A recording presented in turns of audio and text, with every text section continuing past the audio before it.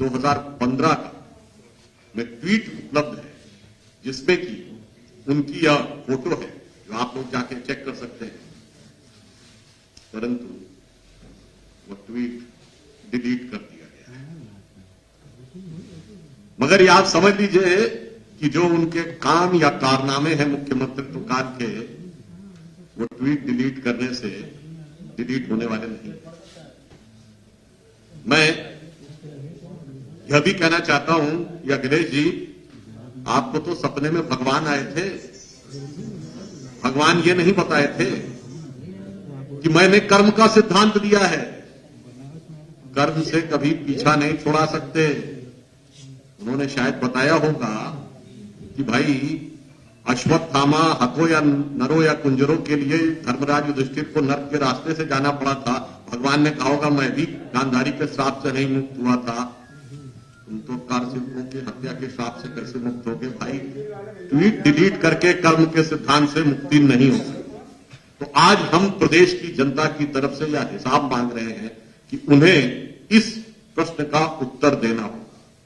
दूसरा विषय, अभी हाल ही के दिनों में आपको ध्यान हो कि अर्थ नियंत्रक एवं महालेखाकार कंट्रोलर और ऑडिटर जनरल की सीएजी की एक रिपोर्ट है, जिसने 2005 से 2017 के मध्य उत्तर प्रदेश में नोएडा अथॉरिटी में जो भिन्न भिन्न प्रकार के भू आवंटन हुए, उसके अंदर भारी अनियमितताएं पाई, जिसका बिंदुवार और तकनीकी विवरण उन्होंने अपनी रिपोर्ट में दिया है।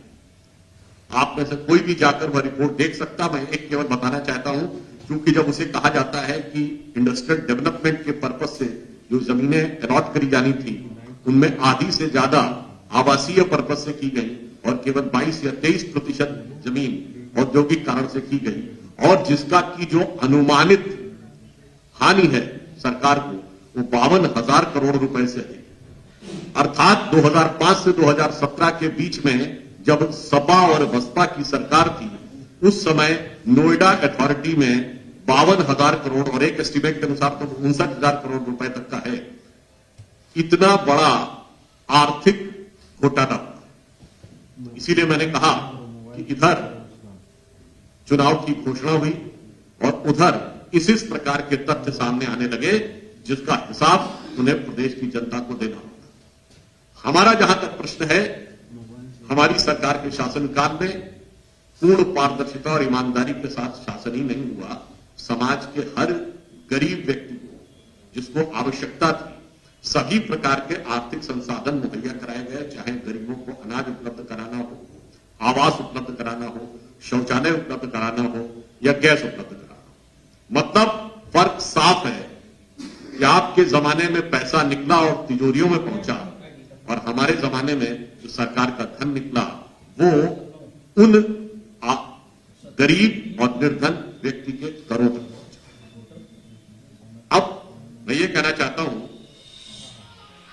कि ये तो सिर्फ शुरुआत है, मगर इस आगाज का अंजाम क्या होगा, इसका भी संकेत अखिलेश जी ने अपने उद्बोधन में कल दे दिया, जब उन्होंने ये कहा कि ऑनलाइन या डिजिटल आधार के ऊपर यदि चुनावी प्रक्रिया चलेगी तो उन्हें समस्या नजर आ रही। एक बात हम बहुत स्पष्ट करना चाहते हैं, क्योंकि चुनाव आचार संहिता लागू हो चुकी है, इस कारण से चुनाव आयोग का निर्णय सर्वोपरि है। चुनाव आयोग की दक्षता और कुशलता पर हमें पूर्ण विश्वास है, और परिस्थितियों के अनुसार जैसा जो भी निर्णय होगा, भारतीय जनता पार्टी पूरी सत्यनिष्ठा के साथ उसका पालन करेगी।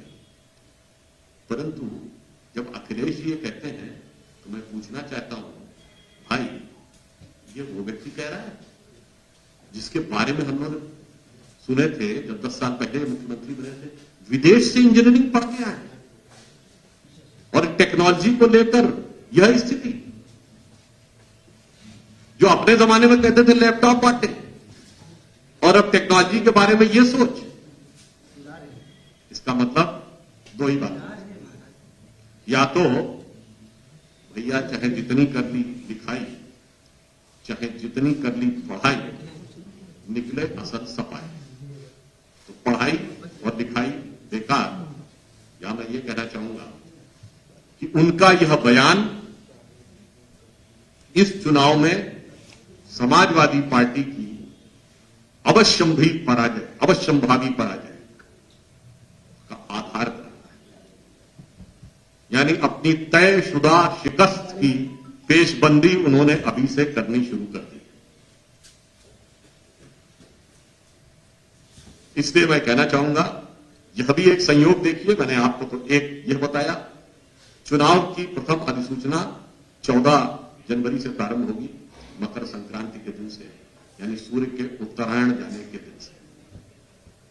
तो आश्वस्त रखिए, विश्वास रखिए कि उत्तर प्रदेश के क्षितिज पर जो अरुणोदय 2017 में हुआ था, 14 जनवरी के बाद यानी मकर संक्रांति के बाद चुनावी प्रक्रिया में यह बढ़ते हुए एक प्रखर प्रभावी सूर्य के रूप में आगे बढ़ेगा और प्रदेश के जन जन के कल्याण का योगी जी के नेतृत्व में मार्ग प्रशस्त करना। अंत में मैं यह कहना चाहता हूं कि चुनाव घोषित है, मगर हर दल अलग अलग कारण से चुनाव लड़ता है। यह बात प्रदेश की जनता के मन में एकदम स्पष्ट है। समाजवादी पार्टी को अपनी जमीन बचानी है, संपत्ति बचानी है, यानी वो जमीन बचाने के लिए चुनाव मैदान में है। बहुजन समाज पार्टी अपनी इज्जत बचाने के लिए चुनाव मैदान में है। कांग्रेस पार्टी उपस्थिति दर्ज कराने के लिए चुनाव मैदान में है और ओवैसी जैसे लोग आग लगाने के लिए चुनाव मैदान में है। यानी स्थिति एकदम स्पष्ट है कि किसी को सिर्फ जमीन बचानी है, किसी को सिर्फ इज्जत बचानी है, किसी को सिर्फ उपस्थिति दर्ज करानी है, किसी को सिर्फ आग लगानी है और केवल भारतीय जनता पार्टी को सरकार बनानी है। इसलिए हम ये कहना चाहते हैं कि जिस प्रकार के प्रश्न उठकर एक के बाद एक नए तथ्य सामने आ रहे हैं, सीएजी रिपोर्ट से लेके आपके पुराने जमाने के सोशल मीडिया के फुटप्रिंट्स तक, अखिलेश जी इसका हिसाब तो प्रदेश की जनता को देना ही पड़ेगा आपको। और अब चुनावी समर के बीच में मेरे विचार से बचने का कोई रास्ता नहीं है। कोरोना काल में भले ही आप कहीं भी अंतर्ध्यान रहे हो, जिस समय हमारे कार्यकर्ता जन जन के बीच में जाकर काम भी कर रहे थे, फिजिकल भी और ऑनलाइन डिजिटल भी, परंतु अब तो आपको इसका उत्तर देना ही होगा। धन्यवाद।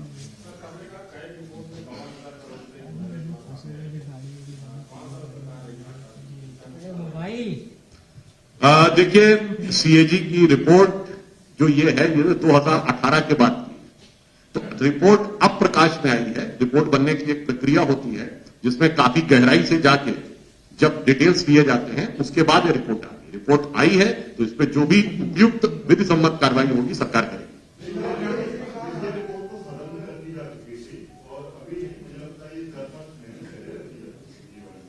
आपकी बात बिल्कुल सही है कि हाँ, आपकी बात सही है। तो मैंने कहा ना, सदन की प्रक्रिया के अनुसार विधि सम्मत कार्रवाई होगी। इस समय इसके दो पक्ष हैं, एक है तकनीकी और नैतिक और एक है राजनीतिक। तो मैं राजनीतिक और नैतिक प्रश्न का उत्तर पूछ रहा हूं, तकनीकी प्रक्रिया चल रही है।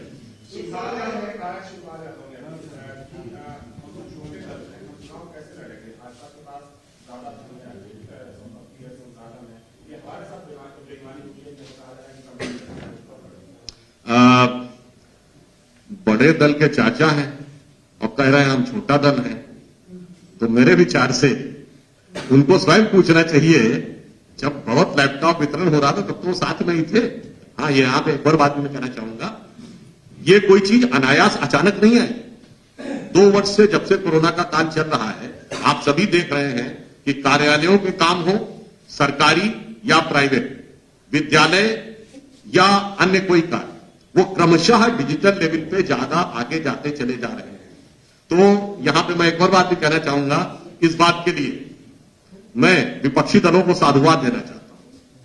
जब वो कहते हैं कि डिजिटल और ऑनलाइन में भाजपा बेहतर स्थिति में है, तो इसलिए मैं साधुवाद देना चाहता हूं। वो भाजपा पे आरोप लगाते थे कि हम रूढ़िवादी पार्टी हैं, हम कट्टरवादी पार्टी हैं। आज उन्होंने स्वीकार किया है कि हम टेक्नोलॉजिकली एडवांस यानी प्रगतिवादी और तकनीकी दृष्टि से उन्नत दिशा में कदम आगे रखने वाली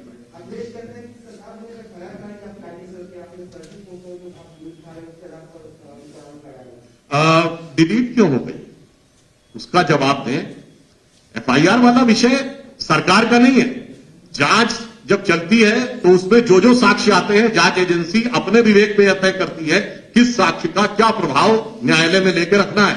सवाल यहां नैतिकता का है, मॉरलिटी का है, इसलिए उनको जवाब नैतिक और राजनीतिक आधार पर देना। ये तकनीकी आधार पर बचने का जो प्रयास है ना, वो तिनके की ओट में पहाड़ बचाने का।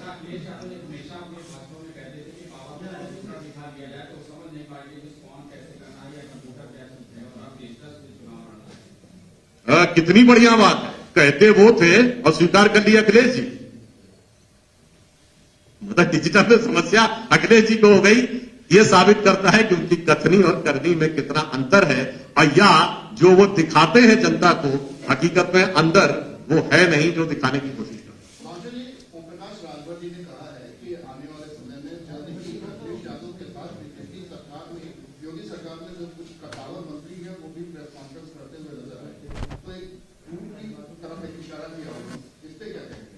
इसी के साथ हमारा सवाल ये है, उनका बेटा अनिल राजभर है जिन्होंने पोर्टल के इंटरव्यू में कहा है दयाशंकर सिंह उनके यहाँ सीट मांग रहे हैं, उनकी पार्टी से एक सीट मांग रहे हैं। देखिए, इस प्रकार के जो भी उनके ख्वाब ख्याल खाम ख्याली जो वो अपना कहना चाहें, तो वो इस प्रकार के विचार रखने के लिए स्वतंत्र है। अब ख्वाबों ख्यालों में अगर उनके साथी अखिलेश जी को भगवान दिख रहे हैं, उन्हें हमारी पार्टी के कोई नेता दिख रहे हैं, तो इसमें कौन सी आश्चर्य की बात?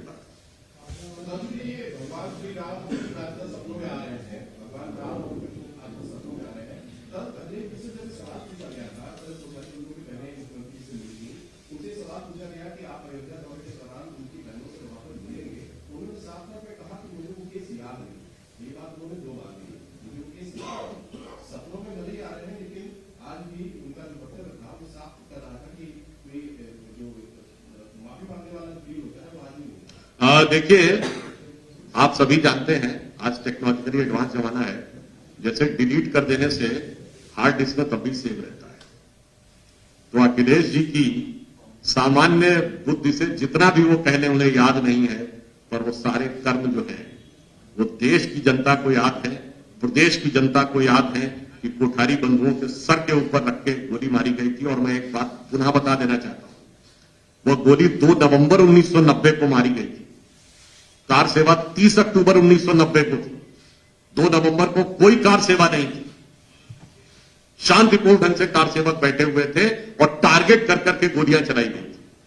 इसलिए यह दुर्दांत कर्म जो उन्होंने किया था, जिसे हम पाप कहेंगे, वो कितना भी भूलने का प्रयास कर लें, परंतु प्रदेश और देश की जनता को याद है और प्रारब्ध में तो उसका भुगतान करना ही।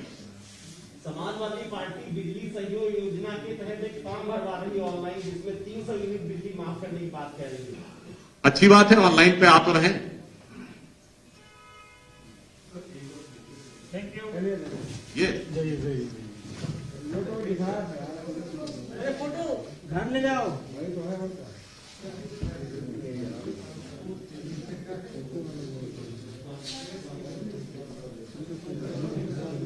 Thank you sir. हो गया। समाजवादी पार्टी ने सरकार के कई बड़े अधिकारियों को तारीफ मांग की चुनाव आयोग से, जिसमें कि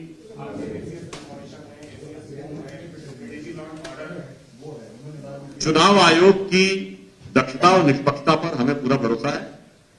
चुनाव आयोग किसी भी विषय पर निर्णय लेने में सक्षम है।